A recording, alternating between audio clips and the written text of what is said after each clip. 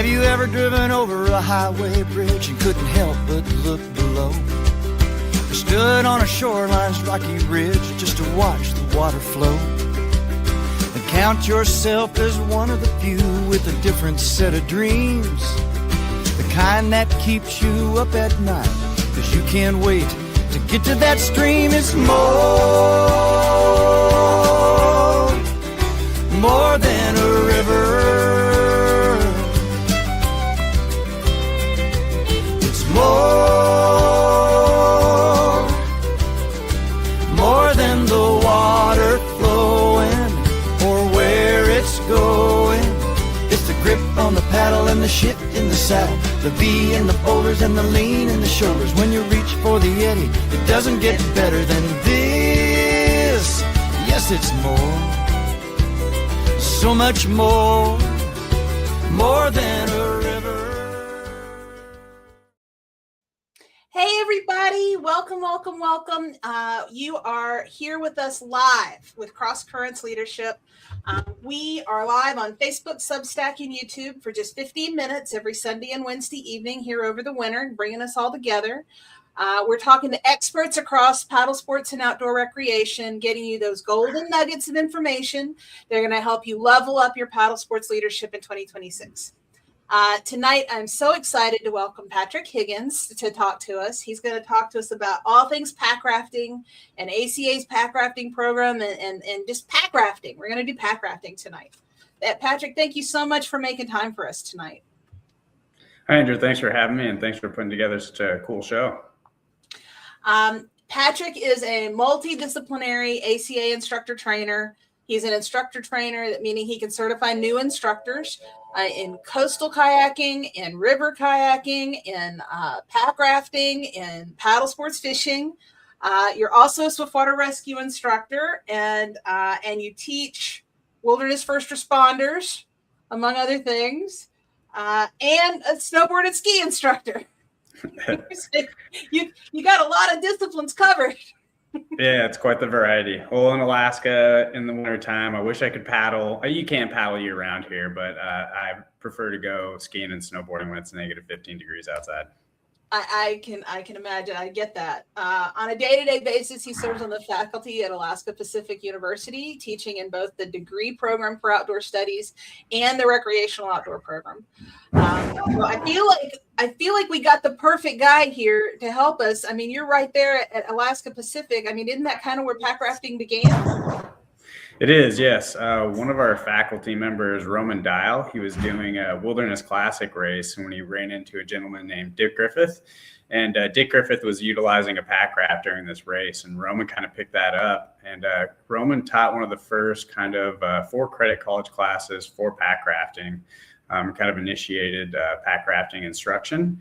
And it's a great tool to utilize. And then Roman also introduced Thor Tingey to packrafting, who Thor Tingey's mom, Sherry Tingey, helped improve the packraft designs, because initially they were using old military surplus boats from, I believe it was the Air Force, but they were able to start alpaca and make the improvements on those boats quite a bit. So the packraft designs have come quite a long ways from what they initially were.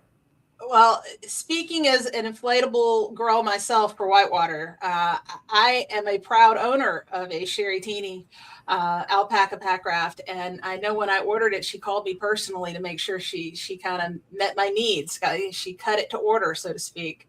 I've been so impressed with these boats. I mean, I love my alpaca, but the packrafts in general, they're just so versatile, and they appeal to so many audiences because they meet the needs of a lot of different boaters. I think we get all excited when we think about sort of the backwoods adventurers, the multi-sport wilderness adventurers, and all the places they can go with their packraft. But it's also great for, kind of people that aren't quite sure about this run and want to meet the river at water level and get a feel for it. I mean, what's been your experience? What have you observed in terms of who this is appealing to?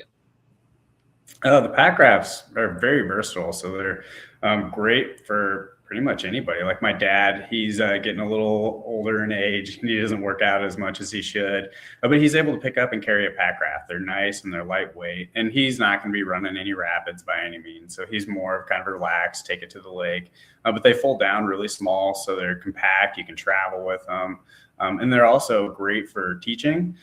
So I also teaching whitewater kayaking. It can be a challenge for beginners in whitewater kayaking just to get the boat to go straight. But Packrafts are so user friendly that they're very stable.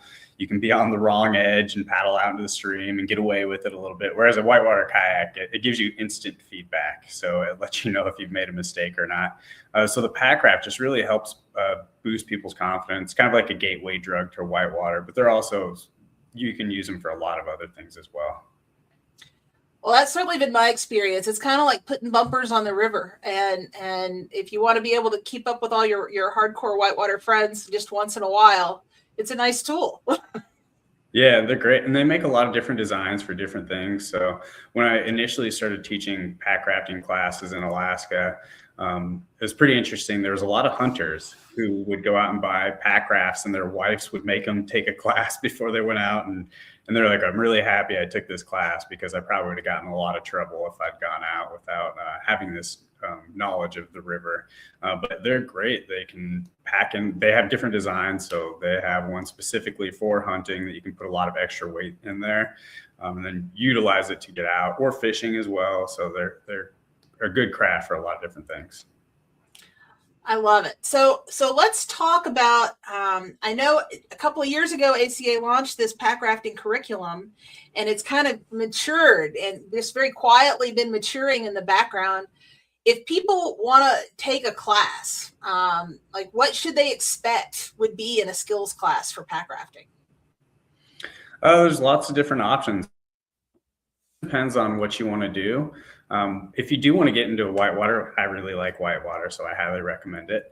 But just talk with the instructors in your local area and let them know what your goals are. And I find that too. And I always do that when I'm teaching a class, asking the student what their goals are specifically. And then I try to accommodate those goals as much as possible. So work with the instructors in your local area and let them know what you want to do, what kind of trips that you want to get into. Because some people want to get more into the hiking and getting back into the backcountry. And then other people are adrenaline junkies like myself who really want to have fun and get into more advanced wide. So just let your instructors know and they can accommodate to what you want to learn. Well, and I know, I mean, I was kind of in the room when they passed the original committee for ACA, and that curriculum, it was fascinating because it has it's got the self-rescues from coastal kayaking.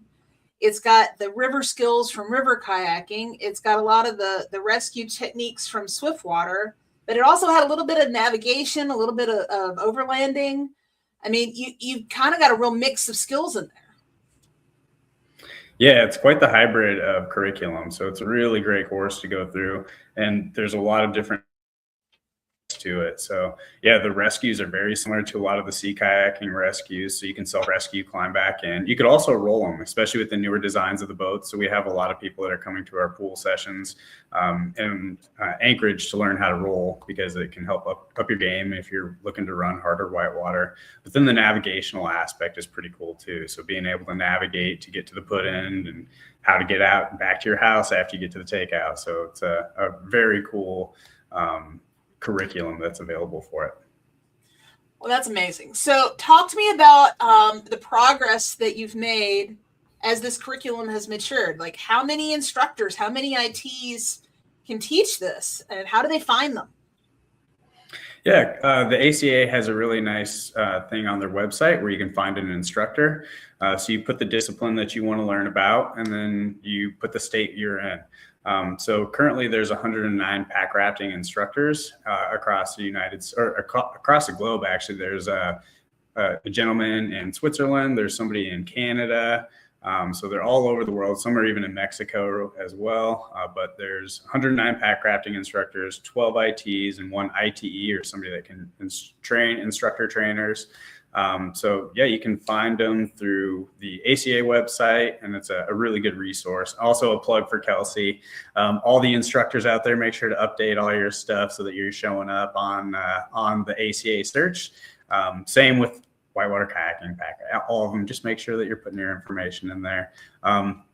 Colorado and Alaska have some of the highest concentration of instructors. So if you want to take a really fun course, come up to Alaska, hang out with me for a little bit, or there's a bunch of other really good instructors here, and I can help you find those or help you locate those instructors. Well, and here in the Southeast, I know Scott Fisher at the Nolichucky Outdoor Learning Institute is a packrafting IT. So he can certify instructors or give skills classes. So we've got resources all over the country. You just may have to look for them a little bit. Mm-hmm. And yeah, again, it depends on what your goals are. There's also Luke Mehl, who offers online courses that you can take as well. So if you want to learn a little bit about navigation, he's got a really cool online navigation course.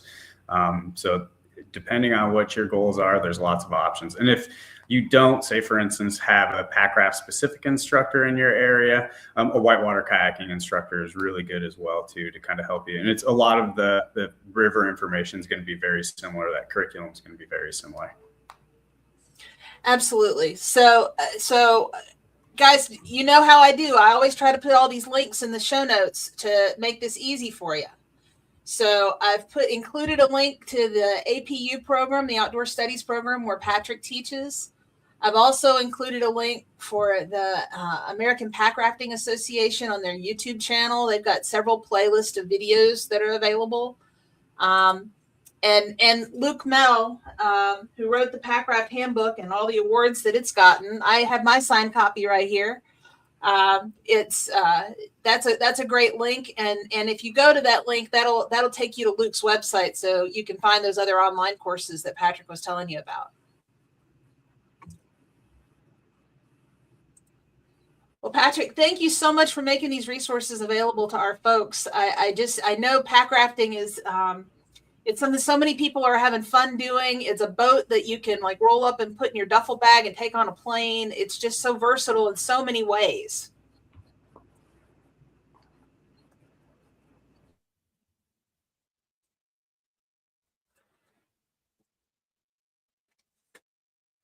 Well, guys, our next live will be on Wednesday, March 4th with Jeff Little. He's going to be talking about fostering community knowledge to reduce kayak angler fatalities. So, it's really, it's that hands-on. What are the things that really make a difference? We're going to get all of those all at once. And I want to thank everybody who has signed up to follow Cross Currents Leadership on every channel. We appreciate you guys so much. In particular, I know some of you have figured out the trick that if you sign up for the Substack, you get the email updates, which is awesome.